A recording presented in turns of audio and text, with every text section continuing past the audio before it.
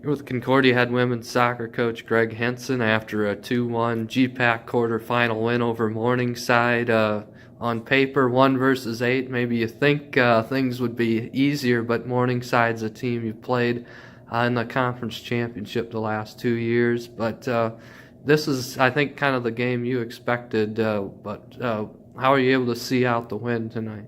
Yeah, first of all, Morningside's a very good team, so a lot of credit to them and coming in here. And yeah, they're on paper they're an 8 seed, but definitely not deserving of an 8 seed. They're a much better team, much more dangerous team than that. And it's always the concern as a coach coming in is that you're playing a lower seed and your team going to look past them. I don't think that was the case at all, just because our players are very familiar with Morningside. Like you mentioned, we played them in the final the last 2 seasons in a row, so this is really our 6th game against them in the last 3 years, and they're a good side, like I said, and they got a bright future with that program. So congratulations to Tom and his players on a good season. So tonight was about coming out. I thought early in the match, we did well, settled in quickly, got the ball on the floor, moved it, possessed the ball nicely, created some dangerous opportunities.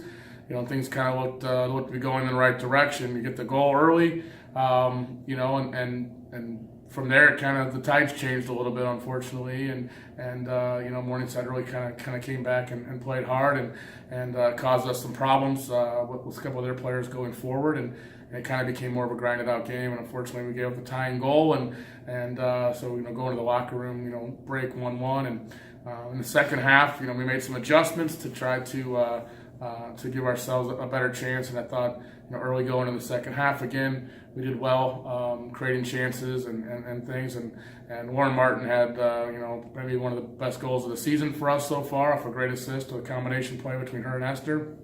And from there, we were able to see out the game. So in segments, we played very well. And in segments, it got a little ugly. But the last 4 games in a row now, we've kind of been in a grinded out mode. And hopefully that obviously served us well tonight. Well, you go from the high of clinching a regular season title in your last game of the regular season to having more than a week off before you play again. What were some of the biggest challenges just with those circumstances and getting ready? Yeah, I think having the final game of the conference schedule as a bye never favors anybody. Basically it's been 8 days since we played a game last, and I don't know. I don't want to say that would have any play into it or anything like that, but obviously just from a competitive edge, we got out of a routine that we've been in. But that's this time of year, postseason for our conference. Unfortunately, due to the conference scheduling, we're not able to stay in the same routine that we are through the regular season and the conference tournament. All of a sudden, we're playing on a Thursday night, which we never do, and things of that nature. So every team's dealing with it. It's not just us. Now we turn around and play on Tuesday. So again, completely out of routine from what we're used to. But that's postseason, and so like I told the players, you've earned the right to practice tomorrow and over the weekend. So you can look at that as an inconvenience, or you can be proud of the fact that you've earned the right to get out in the field and do it. And last thing, we know that Northwestern won earlier today in an afternoon game. That's been a team that's given you guys some fits, but it's a chance to maybe finally get that off your back. But what do you know about Northwestern and the challenge that they're going to pose Tuesday night? Yeah, I mean, we weren't focused on anything but tonight. So kind of knew the score.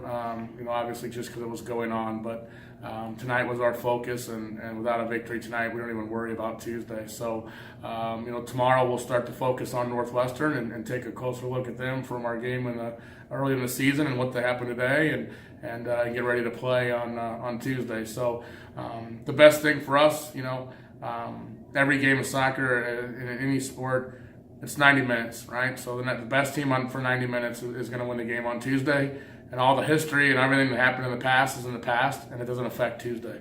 So we'll come out ready to go, and we'll expect a good game from Northwestern as well, and it should be a good challenge for us on Tuesday.